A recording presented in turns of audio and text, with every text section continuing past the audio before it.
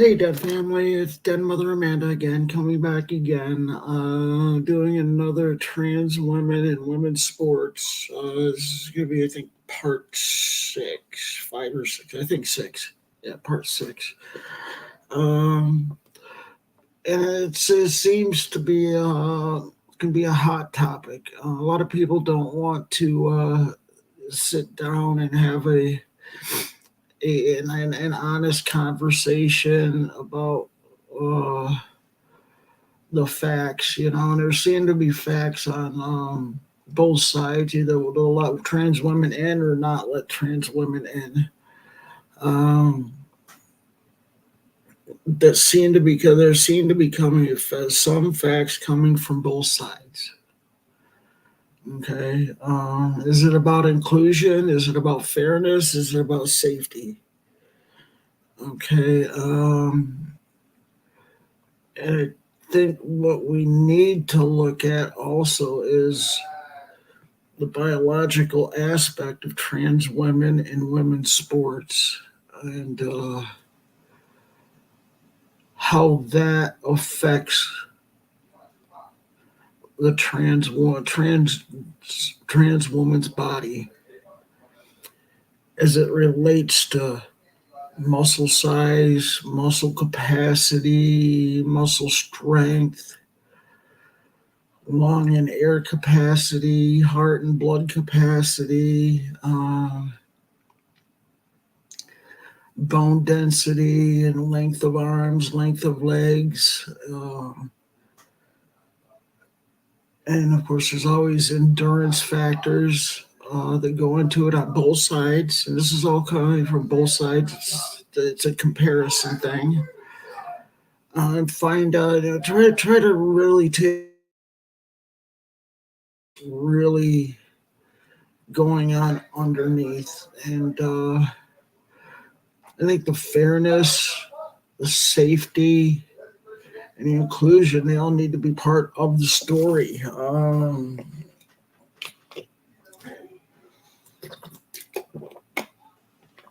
I've also put out some like five other um, trans women and women's sports live feeds. So just and yeah, I know I tend to get sometimes emotional and sometimes it sounds like it can be very pushy. And I'm not gonna try to get so much of the emotion in it, although there is emotion in it, and I think there's emotion from both sides coming into this kind of a conversation, and yeah, it can be a hot topic. It really can. Okay, and fairness and inclusivity. Okay, do I want trans women to be in sports? Okay, yes. Okay, and I'll go over the other part of it as we go on, whether trans women should be competing against women or not. Um, I think anybody who's watched my feeds on this before, you already know what that answer is. I'm going to come back with it from stuff that I've looked up. Okay. I'm going to start with this woman who's a fitness trainer and has worked with the medical field as it pertains to transgender and transsexual athletes that are in the medical field, that are nurses, therapists, PhD doctors, and the like. And she can be found on YouTube. Just type in her name. She did a podcast with Chris Cuomo, and this is where the information that I found from her has come from. is that live feed, and I've gone through some other feeds as well, other than just this one. Hi, Angelina. Good to see you here. Hi, always good to see you. Welcome. Um, like I said, it's Jillian Michaels. You can find her doing a live feed, a live podcast with Chris Cuomo, and she's a fitness instructor who has worked with transgender population and worked with the medical field with the transgender population in sports. And they seem to be coming to some facts about trans women versus women in women's sports. And it's, like I said, it's a hot topic. I know there's been like 20 different studies. One of them was done by the International Olympic Committee. Okay, and sometimes in this study with the IOC, International Olympic Committee, when they did their research on having competitive trans women compete against women or trans men, or just straight up men that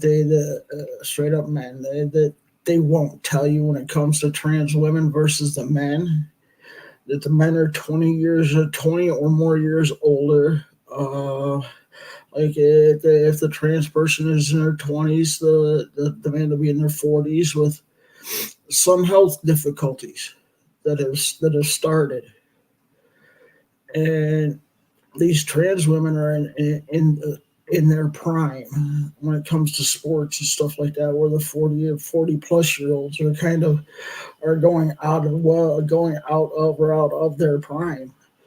So it's just, the study showed that in that study that's kind of lopsided. It just isn't I don't believe it's a real study that has any significant value on the conversation. Because of the age difference and the medical difficulties that come along with age, physical health problems, sometimes arthritis, degenerative disc disease, and an assortment of other things that can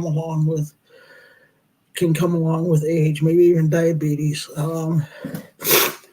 So it's like, yeah, they were saying a trans woman had a slightly more advantage. Well, yeah, they're going to have a slightly better advantage when you come to a 20-year difference with and placing them against 40 or 40 plus year old men that are starting to have health issues, and winding down, physically, compared to people who are in their prime. And so that is very lopsided. And they won't tell you that's what they did, but that is what they did in that study to get the answers that they wanted. Okay, there's also 19 other studies done by 19 different groups, and they all did these studies separately. And each individual study did not know what the other studies were doing, or the results until the results were released. I think it was at the very same time, within a day or two of each other, the results were shared. And what was shared, it was unanimously 100% of those 19 did come to the point that transgender women do have a biological and physical advantage over women in women's sports. I've got some examples I'm going to go over a little bit later on of trans women in women's sports as well, and a little bit later on to support what I'm going to be going through here in the beginning. In one of the studies, they went through at least two different ones went through with their continuing studies to come up with some results. they had prepubescent boys and girls before they started going through puberty. A group had I think 9 to 11 year olds or 9 year olds, and another group had 6 year olds. So they're all pre-puberty before puberty started, and had them compete boys against the girls in a various sports. Okay, they were competitive sports. I don't believe they don't remember hearing them say anything about combat sports, which at that age now they probably should be in combat sports anyway. So to speak, maybe like soccer, softball, baseball, volleyball, basketball, stuff like that. Where it's competitive, where it's less likely to have physical contact that could injure somebody, a child, because nobody wants to see children get injured. Um, and those studies came up that the boys destroyed by score in every single event. Everyone. The score was completely lopsided. Anywhere from 5 to 30 or 40 points difference. The boys beating the girls in score. Um, and this is pre-puberty. They're still showing that the males have a physical and biological advantage at that age.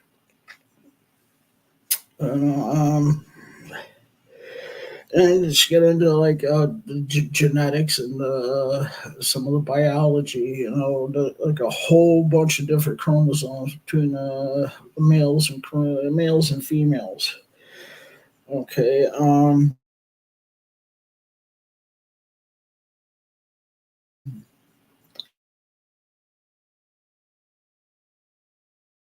Sports, 3,000 of those genes go into sports performance. At higher levels,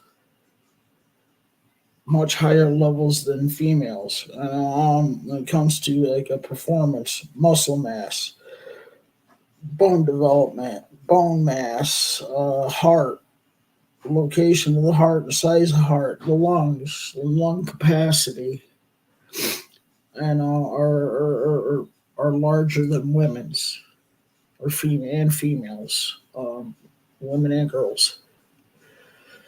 Longer arms, longer legs, uh, more strength and muscle with a muscle mass, with bigger muscle mass. Tendon dexterity is a lot stronger also. Okay, these are biological facts and their studies that they found to be true and consistent.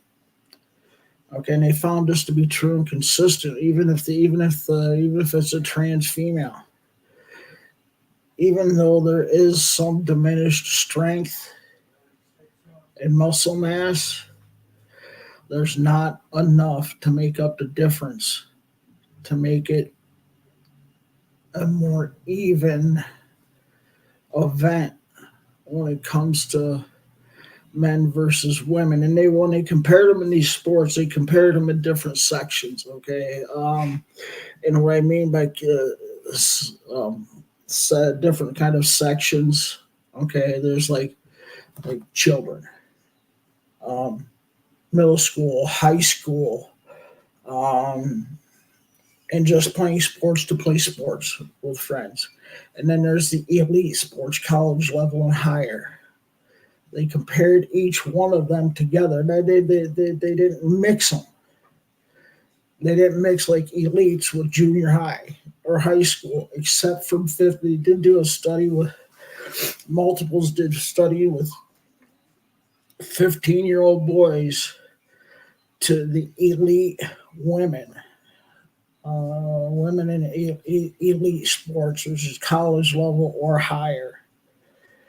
The 15-year-old boys beat the elite women in each and every sport. Each and every one of them. 15-year-old boys against adult elite women. And these boys are not elite players. Okay, it's because biology really matters. The testosterone and the body development in boys, males, and even if they do transition. Okay, and they also did a study with trans women and trans men. Okay, and this part of this is and they did it with biological women also in this section of the study. Okay, boys that have gone through puberty have 15% more testosterone going through their system and their body than girls do. 15, 15 times more testosterone going through their body than women do. And we all know I would hope we all know what the difference of between what testosterone does to the body and estrogen does to the body. And on what the and how it affects competitive sports. And competitive sports, there's always how do I want to say it? Oh God, I just had it there. Oh God, that word is I'm missing it now. Aggression, I want to say, and I'm not talking violent aggression. I'm talking about a sports aggression. You know what I'm saying? It's just like males have because of the testosterone, they tend to be a whole lot more aggressive when it comes to playing sports than women are, and females are, and girls are because of the testosterone. The differences between the two, that and the differences between estrogen. Okay, estrogen doesn't even though every single person has both hormones in the body. Those who are born female has we all know that their primary hormone is estrogen, and the males, those born male, have primary testosterone. Although boys and girls have both. Okay, it's just the way the human body works. And on when he did these studies, God, I think it's something about puberty blockers too. I think I got that in here somewhere. And also, a study over all of sports shows that a minimum of 10 to 13% greater advantage in swimming and 50% greater to a 50% greater advantage in trans males or trans females. Those are gone from male to female. And that's like, wow. And the 1 to 15-year-olds against and that's even done with the study dealing with after the puberty blockers have been introduced into the child. Okay, there's also another study that the thighs, even the trans females, whether it be a boy or an adult, or well, trans girl as a child or an adult, their thigh muscles are still 13% bigger than the girls and women's. 13% bigger. That's a lot of strength and a lot of power when you come to when you really take a look at it, an honest look at it between between the two. Um, and and it's only shown a 4% decrease in trans women overall when it comes to not going through the transition, or they compare trans females to males, and it's just like only a 4% drop, and that's not a lot. That's really not a lot.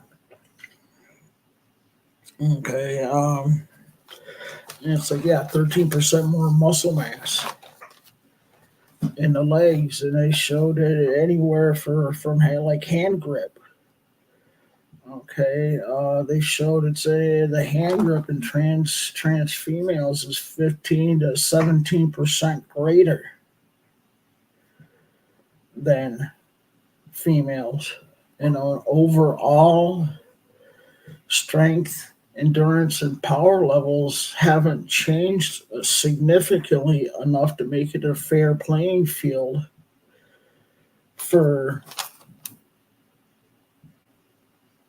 biological females and biological women who have not transitioned. And they've shown these studies are still greater for between trans females and trans males that have females that have transitioned to male. The trans females still have these breeds at those levels higher than the trans males, even after they've been on testosterone for a couple of years or more. This is what these 19 studies have found out these same results. Oh my lordy, lordy, lordy. Let's see here.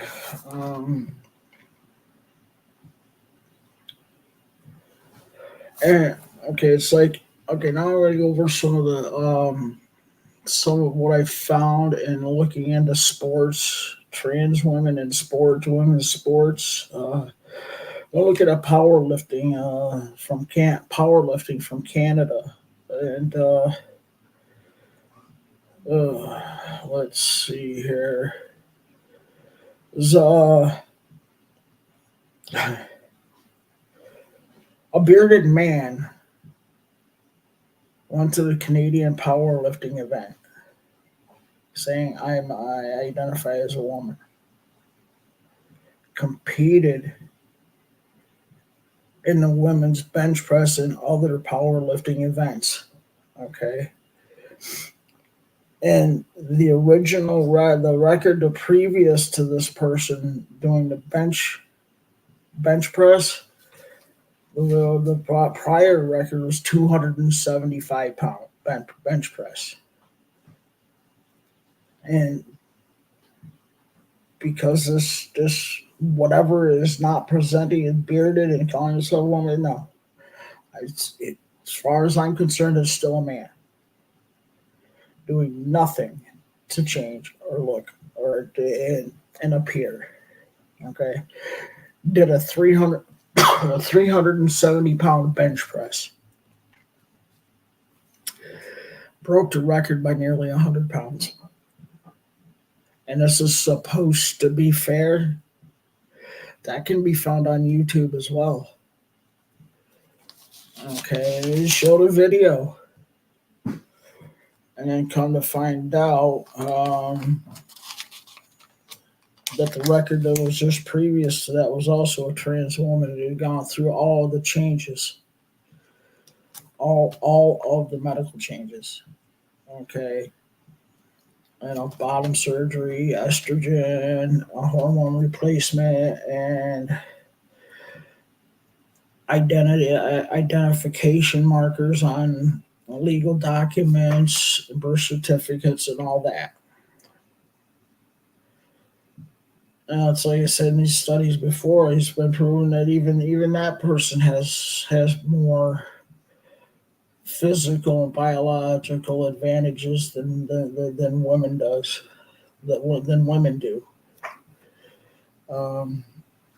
And this is supposed to be fair. Who is it supposed to be fair for? It's sure not fair for the women who were born women and stay that way. It's not fair for them at all. Not even close. I mean, it's like apples to oranges or bananas to freaking tomatoes. I know, it's wow. And sometimes it just blows my mind. And they want to say about what trans rights. Okay, yeah, there's trans rights. You can be in sports. There's enough trans women in sports now to make up your own leagues for these some of these sports. That's what needs to be done. And it would be inclusive and it would be fair. Trans women against trans women, women against women, men against women, or men against men. Sorry, and trans men against trans men. Why don't you see trans men in the men's sports? Because they know they don't get enough benefits from the testosterone to make them competitive in men's sports. That's why they know this.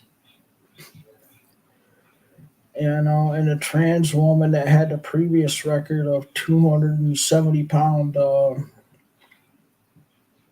bench presses, it probably is not, to be honest, it's probably really not fair for trans women to be competing against women. And she was right. Still is right. Because of with all of the advantages, and we as trans women know we still keep a whole bunch of those advantages even after long term transition. It's not like it was for sure not like it was.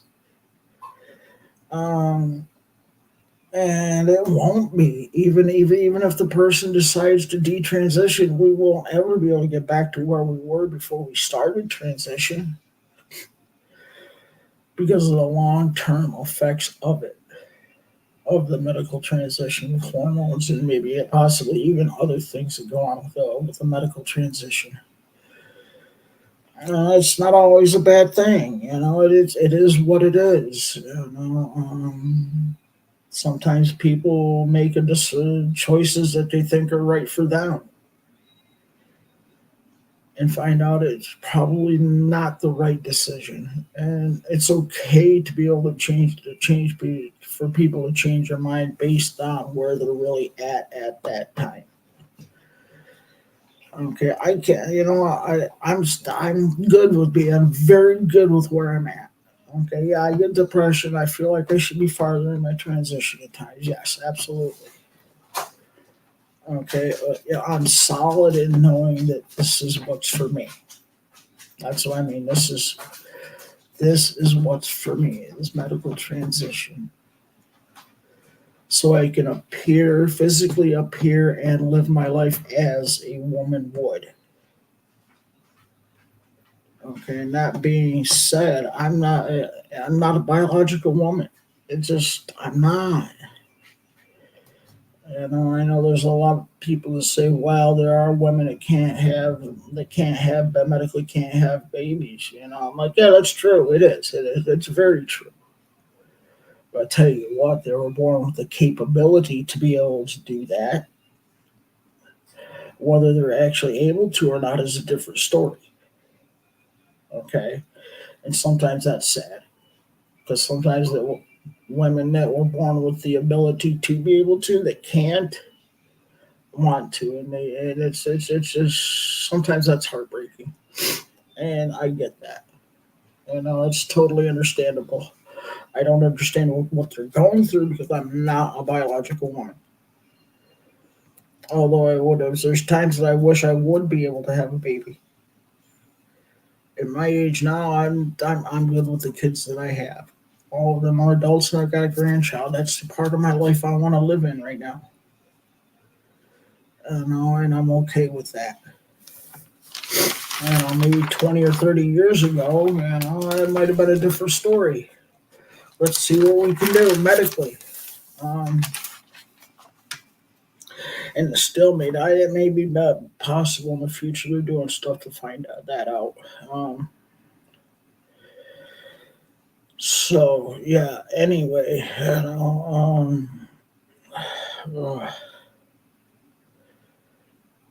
yeah, the political support was. Yeah, well, I guess we're gonna do a little bit of the political aspect of it too. I think Joe. the political aspect of it in America. As we know, there's multiple states that have a ban on medically transitioning children and trans girls playing in girls sports. Um, I think it was the main goal, a goal of the Biden administration to get rid of those bans. Uh, One thing they decided not to at this point because he's running for re-election, and they say it may very well may hurt his chances of getting reelected. And I think they're those. I think is already pretty much gone. I hope anyway. I don't know. There's things about him, and that's for a different story. Is just that I don't just do not like at all. I know that. Like I said, that's for a different live feed. Anyway, I know, and it sucks that the trans population has become so political, and that's sad. It really is.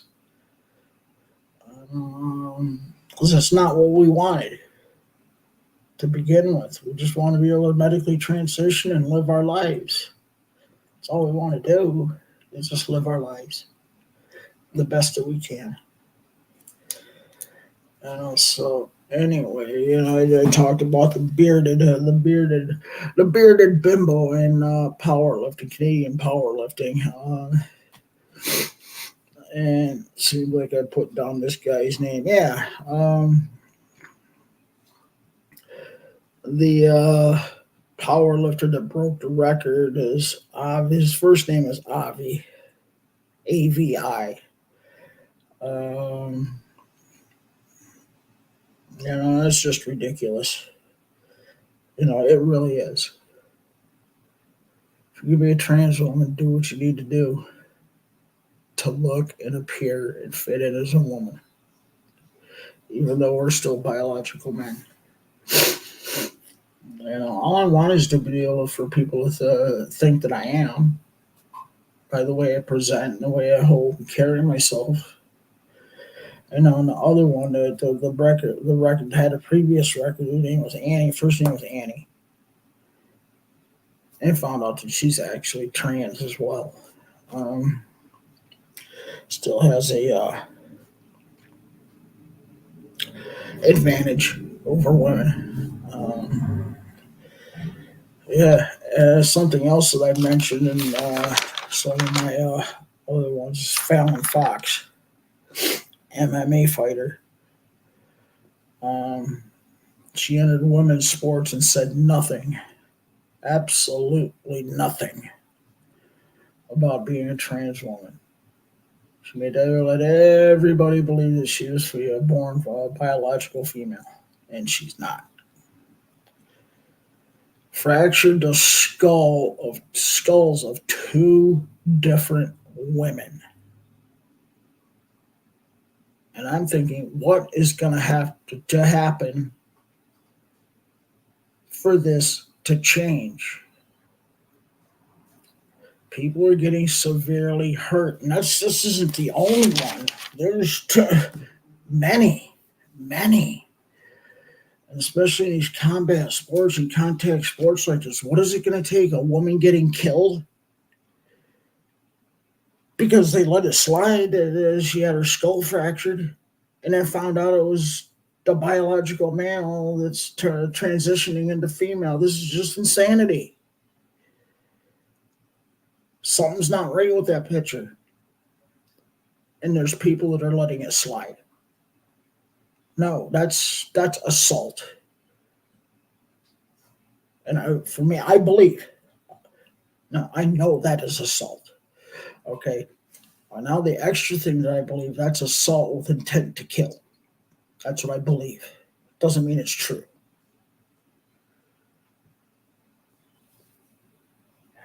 You should have been put in jail for at least assault. fractured two women's skulls. They had to have plates, metal plates, put on their skulls to hold their skull together. No woman asked for that. No woman asked for that at all. Should have been fined, banned, and arrested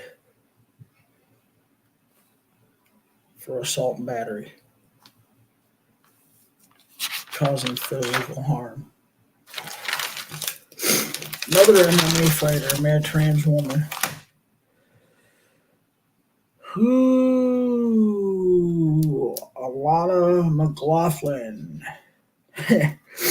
Little background with Alana McLaughlin. Previously, as a man, she was in the Army Special Forces, the Green Berets. Seriously? Alana, are you fucking serious? You're a Green Beret and want to beat the crap out of women. You're a woman beater. You're evil and you worship Satan. Only those who worship Satan do stuff like that. Trans women are getting a bad name for this stuff. Yeah, sure. If you want to, yeah, come on in, honey. You're welcome to come in. Yeah, tap onto the link that I sent you, and I'll let you in. And yeah, it's just, oh my God. Do you need me to try to send a link to you again?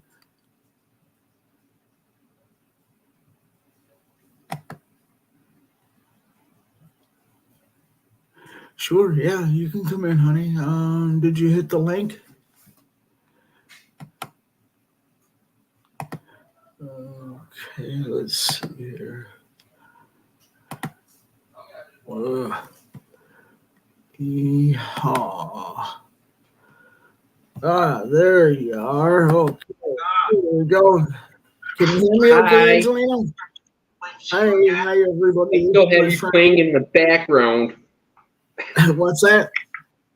I have you playing on my other phone. Oh, okay, yeah. Hey, everybody, this is my friend Angelina. You mind if I let them know a little bit about you? Not a lot, or I'll let you do that. You tell people a little bit about you, and then we'll keep going with what I'm doing here. Hi, everyone. I'm Angelina. I'm one of Amanda's friends. I am a transgender female too. We do hang out a lot. Amanda does live near me. I came on to see if I could help answer any questions or put any comments. Go ahead, Amanda.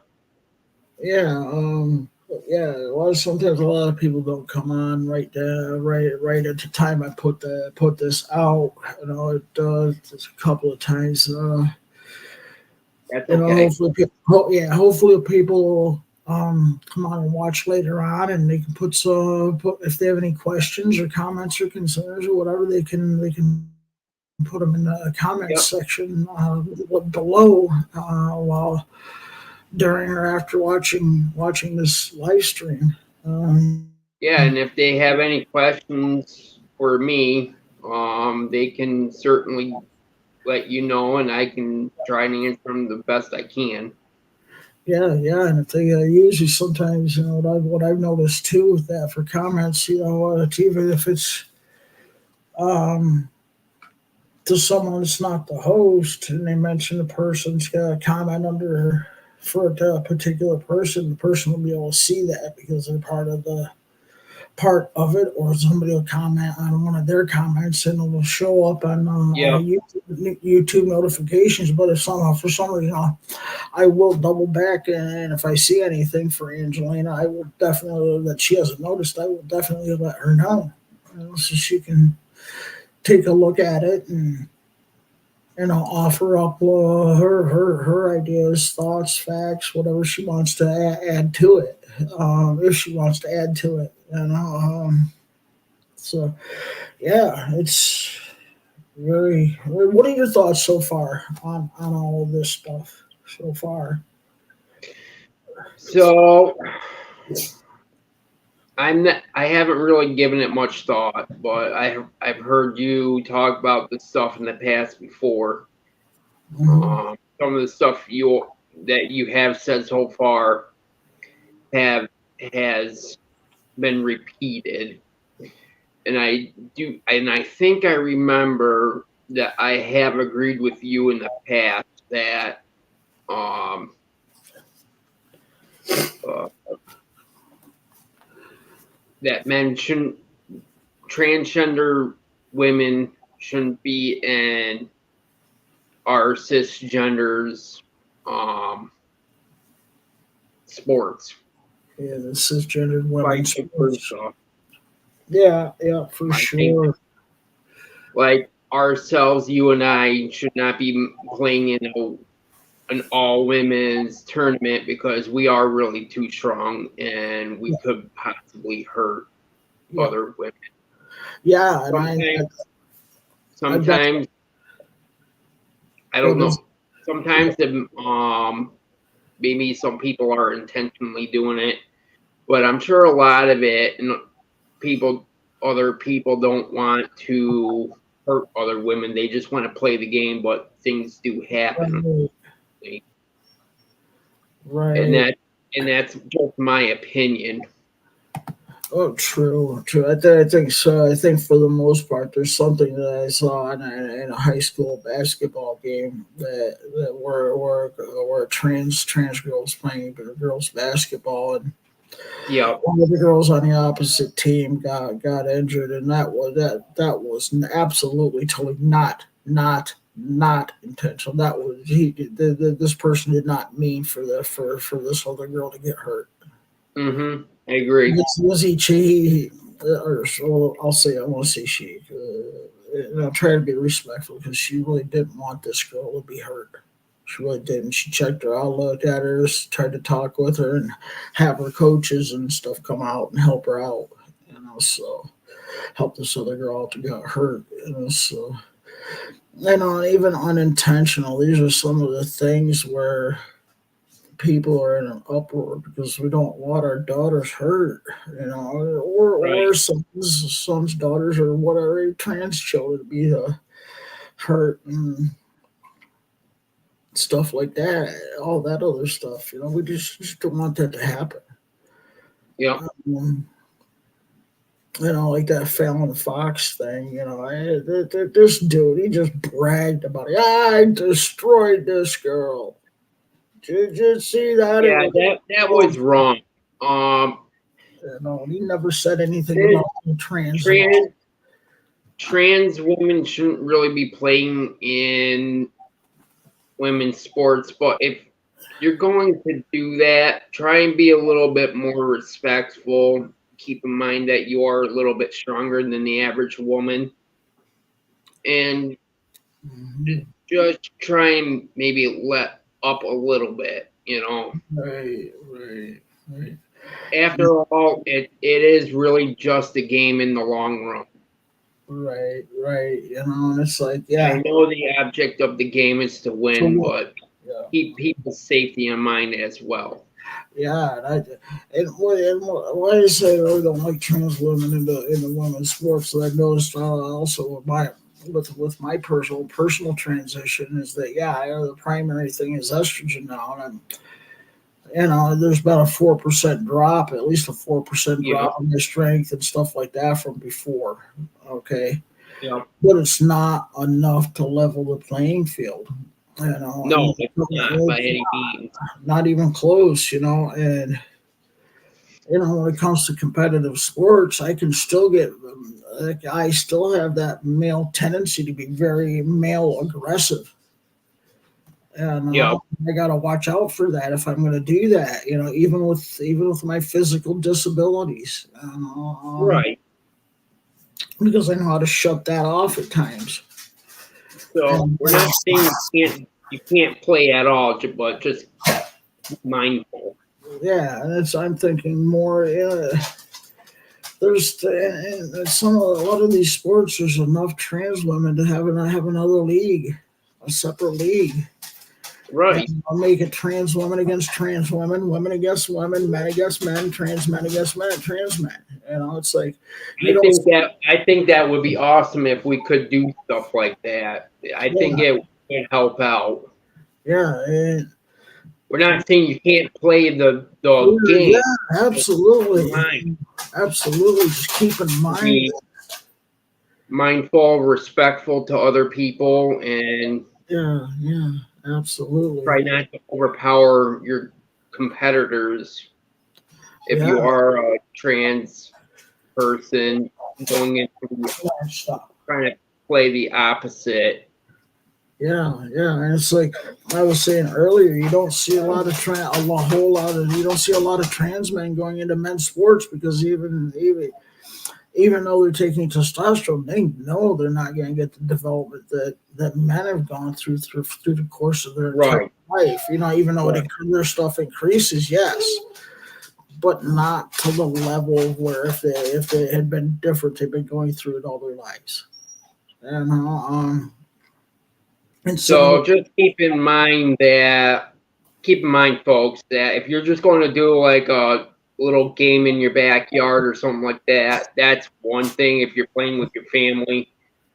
But when it comes to actual competing, just be a little bit more mindful and respect others. Yeah, and it's like, I was going to go over a couple other things where in some different sports too with the advantages trans women have. It's like competitive cycling. On a non-competitive but amateur competitive level, there's it's on YouTube. You can do YouTube trans women and women's sports for cycling. There's of course there's first, second, and third place. The first and second place for trans women. Okay, it's something just okay. It was a non-competitive sport, and it means that they weren't get any like other say things for help them through college or promotional deals after the fact. So they may have just for something to do for others to do. And say, hey, they've got the amateur person here that won this, and this, and they're using this, or this. Which is cool if that happens. But they didn't have anything of substance that was going to get taken away from them by competing against trans women. And if they know about it, that's great. And this one other trans woman is in competitive cycling, named Victoria Ivy. Man, this girl is just outright disgusting. Okay. She competed at the highest levels of cycling as a trans woman in women's sports. She calls it human rights. What human rights? For trans women to compete and destroy women in sports?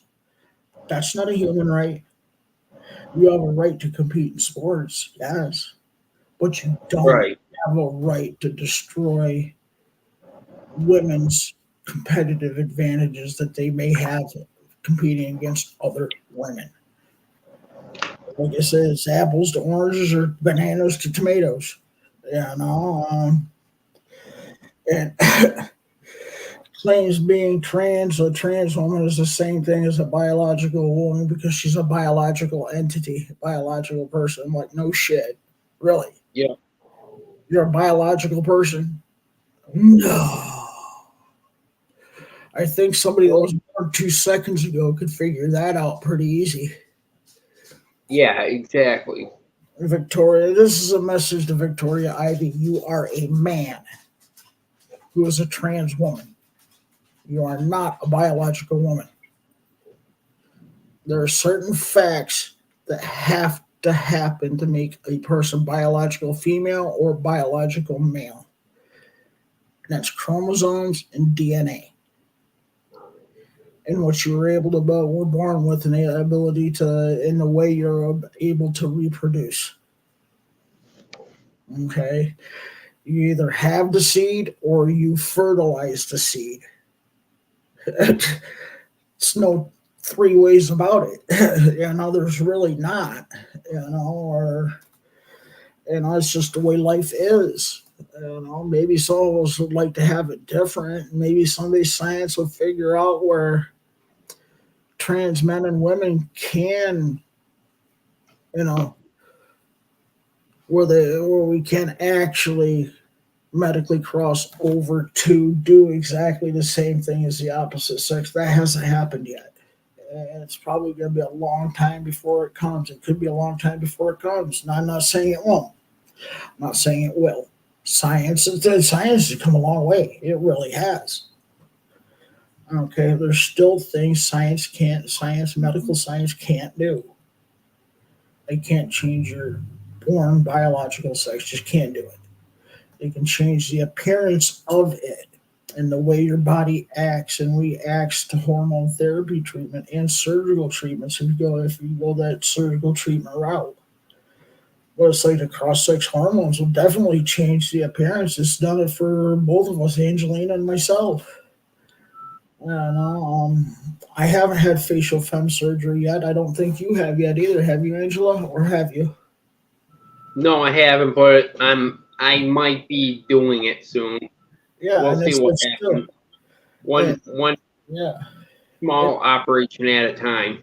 yeah, and my point being that with the hormone treatments that we've gone through, is still we get those soft features of our face that appears feminine, and then we have that. Yep. Well, that does help a lot. Some trans women do the facial femme, some don't. Some do the bottom surgery, some don't. Okay, but yeah, and it's just that was disgusting. Saying because she's a biological entity, she's the same as a biological woman. That's an insult to trans women, and it's an insult to women.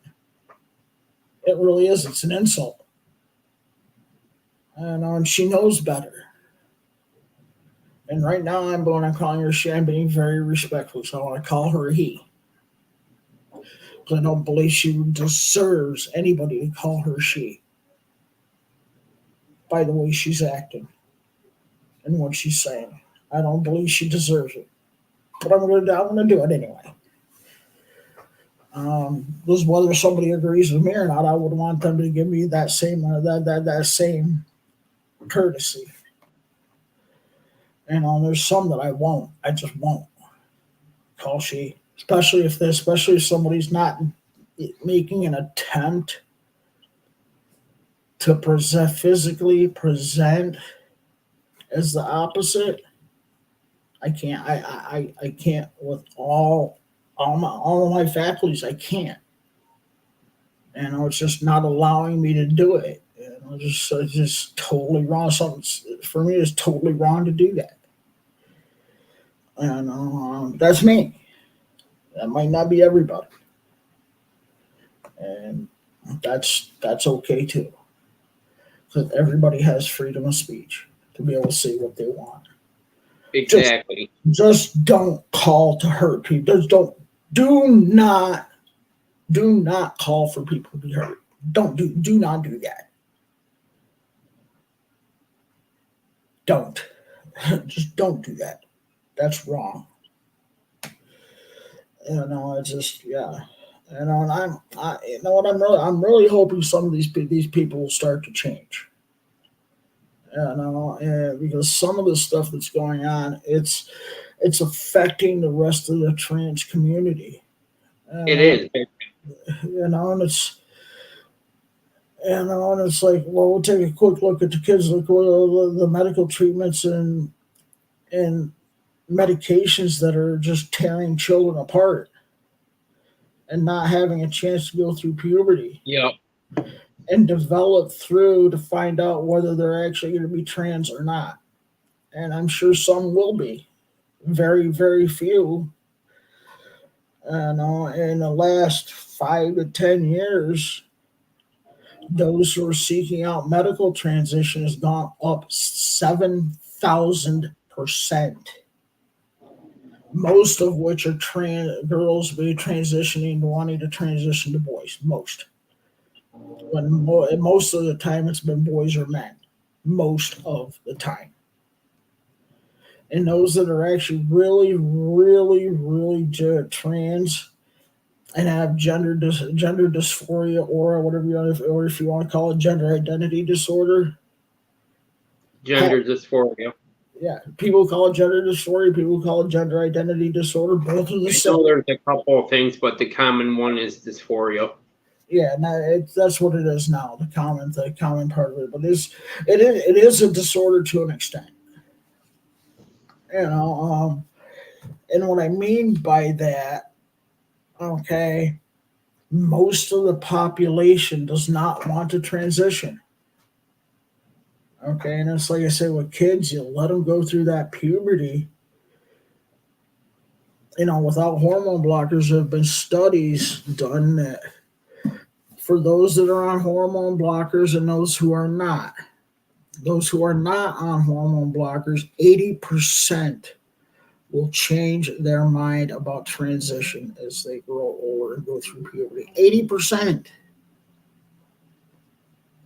I'm like, that's huge. That's huge. Yeah, that's a true fact. Extremely huge. Now you put them on hormone blockers and cross-sex hormones, only 20% will change their mind. That's a huge difference. Yep. And we're seeing more people detransition, even more people to detransition. And I think that number is going to get higher for the detransition. It probably will. Probably will. Yeah, that's because of the affirmative therapy. Yeah, I got to affirm them. Yep, you're trans. Let's get you started. They don't actually investigate it. They just want to push it through and be done with it, and that's the problem. It's the money. Yeah, exactly. It's the money, and they don't care how bad it ruins somebody else's life.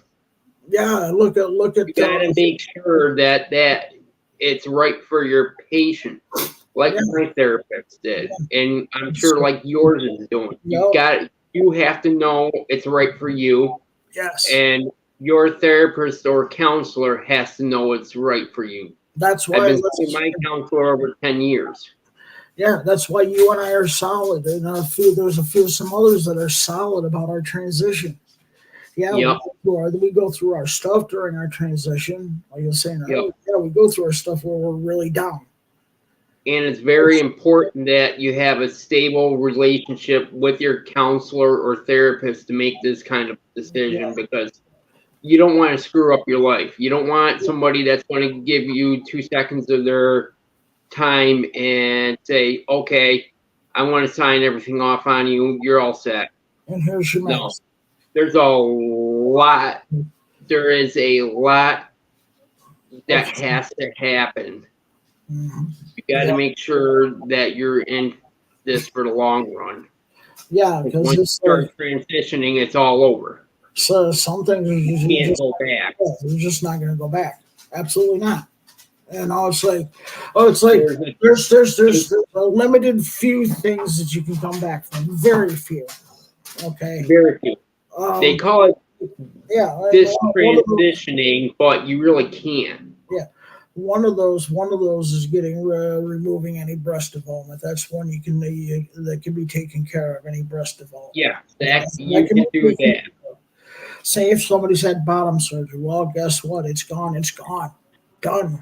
You can't go back from that. You can't get your family jewels back once they're gone. It's like when a trans male gets a hysterectomy. Guess what? It doesn't grow back. It doesn't magically grow back. And I'm going to mention Chloe Cole, okay, who's a detransitioner, had a double mastectomy at the age of 13. 13 years old. That said the transition was the worst thing that ever happened to her. Absolutely worst thing that ever happened to her. She had the right therapist. She would have never went through that. Okay, and what I mean about the right therapist, okay, There's two types of therapy I do not agree with. Okay, I don't agree with affirmation therapy. Yep, you're this. No. Ah, conversion therapy, trying to talk somebody out of something. No. Okay, now we're gonna therapists that will go through you in a caring way, caring, compassionate way. We're gonna find out and research why do you feel and believe this. What are the things That's that the are first going on? thing that a good therapist does. Yeah, no, what has happened in your past? What's currently going on? Let's see what issues are there. Why are Yeah. you feeling and believing the way you are? Let's dig into those for a little bit because things that you're going through may change your mind and lead you to something else. Like I say, that study with 80% that weren't on the hormone blockers didn't go through with it. Yeah. And most of them were the L, the G, or the B, and a few of them just were ended up being straight. 80% that didn't go through hormones were those, and the other part of the LGBT community and or straight. Okay, Correct. how are they going to find out? Again, nobody can find us out unless they go through puberty. They got to go through puberty, and to find out if the discomfort with going through that particular puberty is really extreme and so extreme it's nearly 100% debilitating. Right. And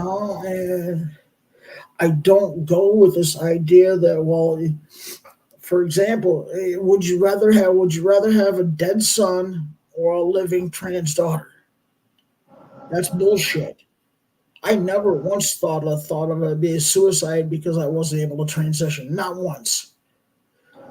Maybe I thought about stuff like that. And Harming myself. unfortunately, that's you're right. And that I hate to bring this up now that you said that, but a lot of trans women in general commit suicide Yeah, and most of it. because of the hate Well, yeah, and because of how bad they made themselves feel too, as well, yes, and most of it because is. it wasn't right for them. And I was just going to say, most of it has come after. Studies have proved it. It's come after they started transition, Yep. after the fact. And most of the suicides are coming from trans males, the ones that are going female to male. Because, like I said a little few minutes ago, it's mostly male to female population that does this, not the other way around. Yeah, no, statistically, historically, that's been the fact. Not that females have gone to male in the past; they have. But historically and factually, it's been more male to female than female to male. Historically, over 98% historically. And Yep. the trans community as a whole is less than 1% of the world's population, or any population in any community. Less than 1%, and it's usually less than half a percent. And it's gone up by the transition has gone up by over 7,000% in the last 5 to 10 years. I'm like, well, something's crazy about this. Something's just not right with this picture. It's just not something's not right with it. And I think this comes down to you're right, and I think we're both right. There's a lot of people right. Is getting the right kind of mental health therapy and getting a hold of the issues, because we all have background issues. Whether we're solid in transition or we're not, there's always background histories. I've got background history that's considered can be considered atrocious, and I'm sure you very well might too. And I don't have to go over them, but it's just we all have backstories that can be considered as horrible. And we got to make sure that's not why we want to transition. Right. That cannot be the reason to transition. It's got to be the what it has to be. Predominantly has to be was with the incongruence from the mind and brain to the body, and the body to the brain and mind. That's what has to be the predominant factor. We can't legitimately find that out unless we dive into, okay, why are you feeling the way you're feeling? What's happening in your life? What's going on?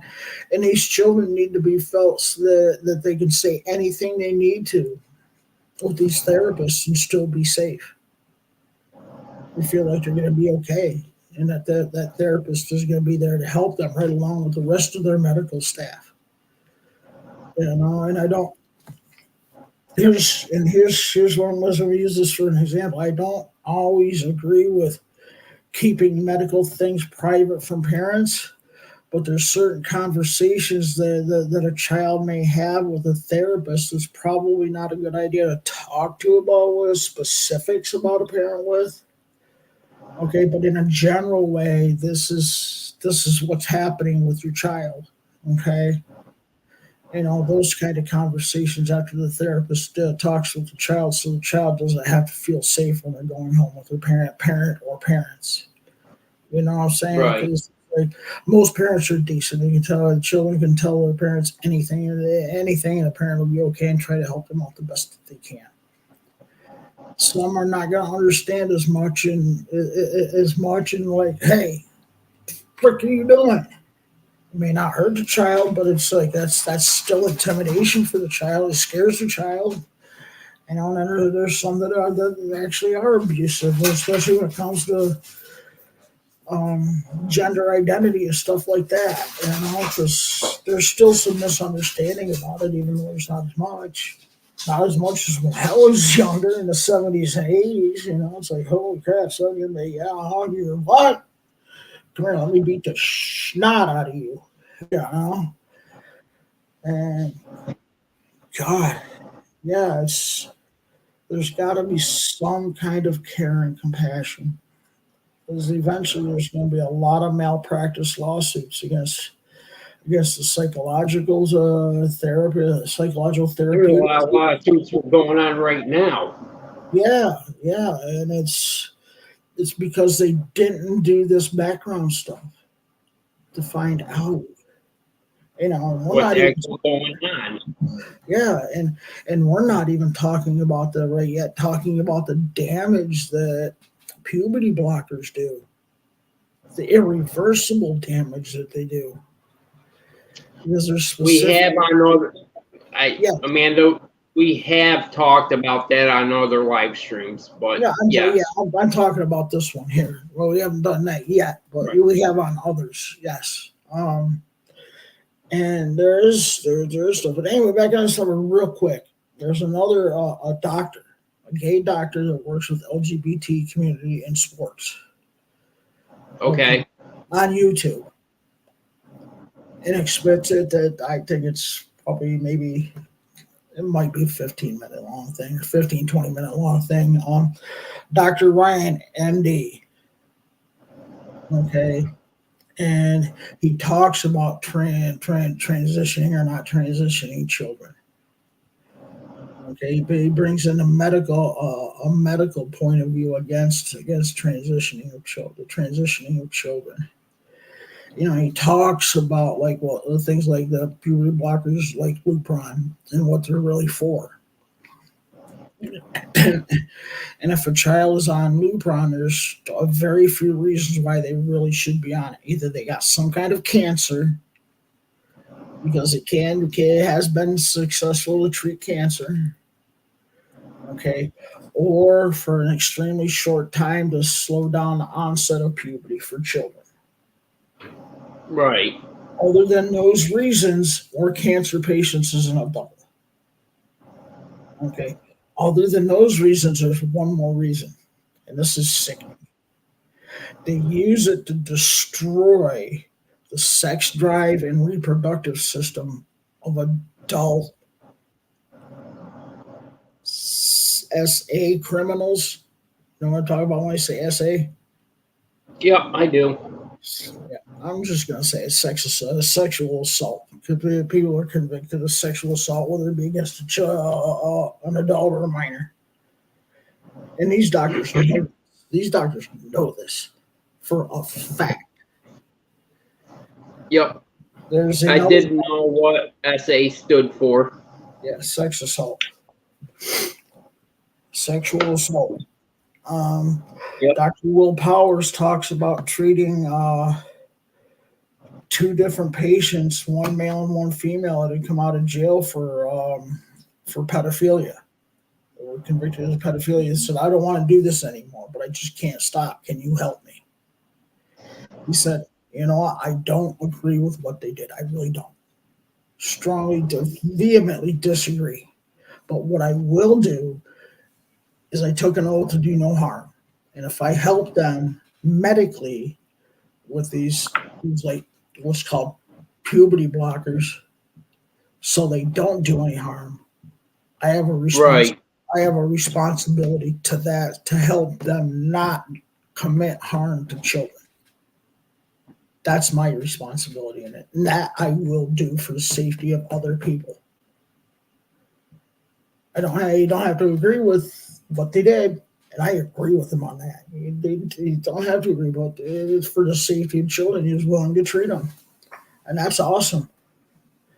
That really is. That's awesome. That's cool. You don't hear of many people that want to go in and get medically treated to stop doing that, because most of the time, those people that do that stuff against children, they want to keep doing it, and they usually do. So it's just, even though I don't like what the person did, they gotta get even a little teeny tiny little bit of credit for wanting to do something so they don't do it again, because they're realizing, like, hey, did this, it was harmful, I don't like it, I don't want to do it anymore, help me so I don't do it anymore. Therapy is not working. So that's one plus. But anyway, this other doctor, he's on there too about why we shouldn't medically transition children. Therapy is one thing, the proper therapy is one thing, but medications, because they say the money, pharmaceuticals are going to get long-term money over this, because if once somebody starts, whether they stay or they detransition, are always going to be on medications. And where's the money going? Pharmaceuticals. Permanent for that person. Permanent. Yep. Okay. And they're going to need to see other types of doctors because of, not only their primary doctor, but probably, I'm sure, endocrinologists as well, that deal with the endocrine system, and all the damage and stuff is done to the endocrine system. Testosterone and estrogen are not the only hormones the endocrine system creates. Exactly. There's a whole gamut of things, diabetes, endocrinologists treat it. That's one of their specialties, is diabetes. The doctor I have for my diabetes, which is very, very well controlled, at like a 5, it goes from like 5.2 to 5.4 now for my 3-month checkup. It's very well controlled, but I have an endocrinologist that keeps track of that. And I was talking to her about another doctor wanting to, would you like me to do it? I was talking to her, I said, "Oh no, you're mine." No, you're my patient. I'm sorry. This is one of my specialties. I'm not. She says, "I'm sure this person is a good doctor for me. This is the stuff I specialize in, and you're my patient. If you're going to be here in this system, you're my patient. You're mine." And her and I have become friends. She my doctor, we become friends too. We talk a lot. We have fun. We laugh while we're in our visits, and we take care of what we got to take care of. Yes, and that's the medical health. My medical health. We talk like we're friends too, because it might as well be. It's about building relationships with the medical staff that you have around you. I do agree with that. And we want to try to make it as positive as possible. The doctor that she works under is wonderful too, because she treated me. Was a PhD and a DO. for an endocrinologist, and she was wonderful, wonderful woman too. She really is. She's wonderful. Like, I see her from time to time, and I say, "Hey, how you doing? How's things going? How's the baby?" Yeah, just had my baby's probably, I think, 4 or 5 years old now. But anyway, it's like, y'all know what I mean. At least you built up a nice relationship with her, Yeah. And it's like I'm the same way with my cardiologist. Yeah, we talk and laugh all the time. I get my laugh all the time. But Angelina, you know how I'm at. I like to see people smile and try to have a good time. Exactly. With everything. I mean, I do the same thing with my doctors too. I laugh and I joke with my doctors. It builds up good character with each other. It helps build up that relationship better. Yeah, and one of my doctors. I think that's very important. Yeah, and even one of my doctors even has a transgender, transsexual stepchild too. So yeah. Some of the doctors are going, man, I don't know too many people that are actually medically transitioning. It's like, not only are we friends, but they're interested in learning about this process I'm going through. Dude, they got an idea really good. I think they have a really good idea of what happens. They've heard stuff. They've learned about some of this stuff. I think some of them haven't gone down a path where it's in depth, like other doctors have. Yeah.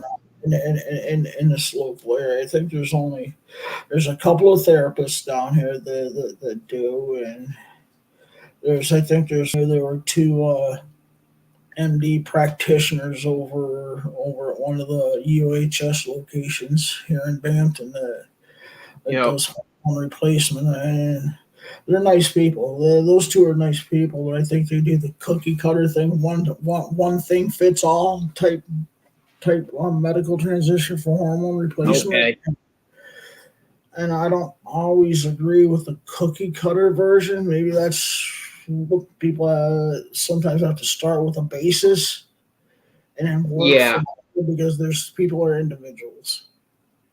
People are individuals. We have to figure out, design a medical treatment that's right for each and every person. And this one doctor that I saw over there even had me do a genetic testing for Klinefelter syndrome. Yeah. Okay. For those who don't know what Klinefelter's is for those of us who either are or are not trans females, who were born with an XXY chromosome, not an X and a Y. We got that extra X chromosome. We would have that extra X chromosome.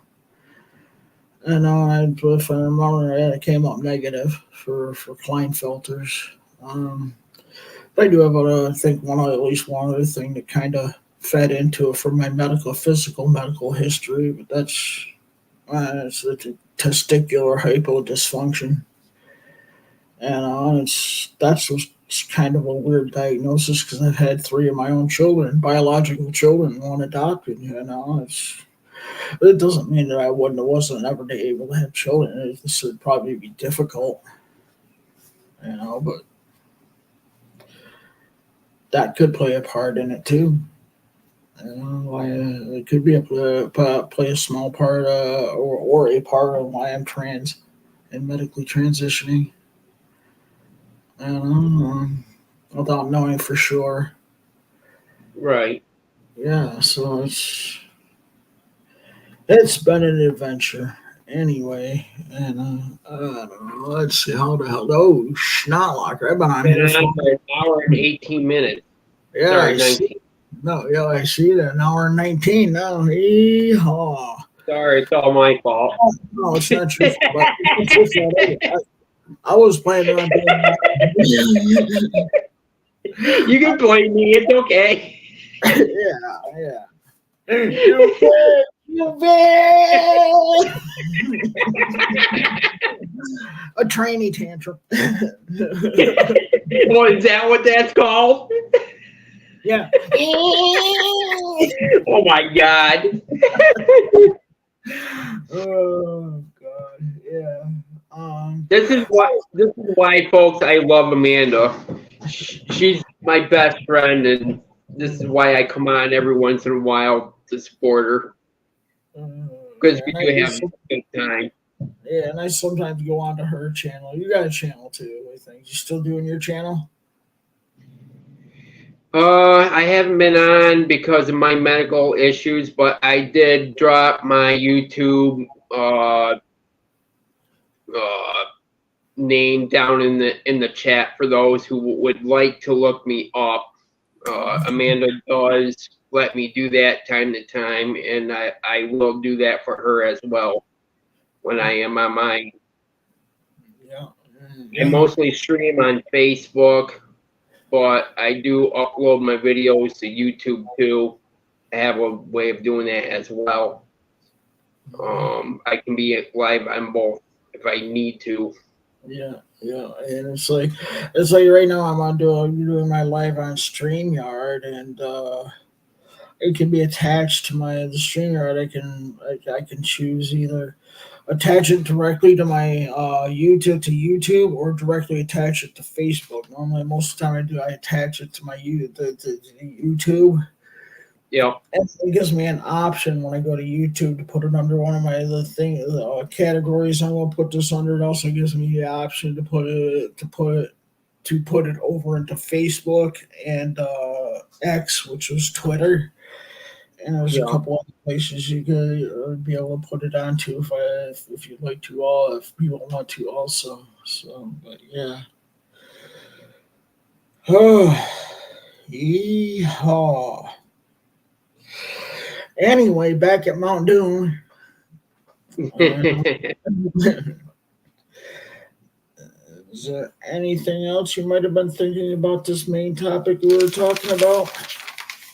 I know sports. I can't think of anything right at the moment. Okay.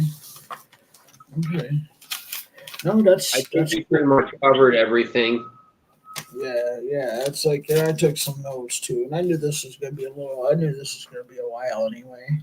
And this one, I knew this live feed was gonna be able to be a little bit longer. Also, I don't know in the beginning, so yeah, and then you came on, which is awesome, and glad you did. Extended it for another 22 minutes. yeah. You can blame me for that. No, I'm just kidding. It is what it is. It is what it is. Yeah. What we do, we support each other. It doesn't matter the length of time. Yeah. So. Yeah. All right, folks, I'm going to get off here. You all have a great day or a great night. Yeah, I'll do that. Maybe one day we'll get online on each of our channels and then talk about how we met. That's kind of a funny little story, really, but that's for another time. Anyway, So. Y'all have to talk to me later about that. Yeah. I was just say that's for another time. Remind me. What's that? Remind me. Oh yeah, for sure. Okay, Anyway, folks. What? You've been reminded. All right, folks, you take it easy and God bless you all. Have a great day. You too have a great rest of the day, honey. So, yeah, for anybody that's still going to be tuning in to this, seriously, thank you for tuning in, and hopefully y'all stuck around for a while or for all of this. I know this is a whole bunch longer than some of my other videos and live feeds that I put out. So, anyway, y'all have a great rest of the day, no matter where you're at in the world. And if no one has told you that they love you, I love you. Thanks for tuning in. Have a great one.